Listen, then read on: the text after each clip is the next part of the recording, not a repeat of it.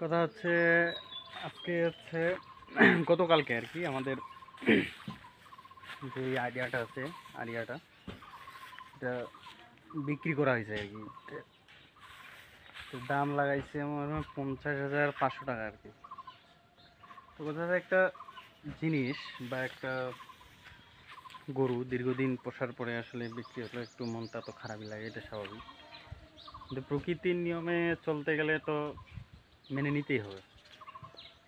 আসলে আর্থিক সংকটের কারণেই হচ্ছে মূলত বিক্রি করা আর কি। তো এটাকে হয়তোবা কালকের পর থেকে আর দেখতে পাবো না। চলে যাবে, কোথায় যে যাবে, কোথায় যে থাকবে, কীভাবে যে থাকবে, এটা হচ্ছে বিষয় আর কি।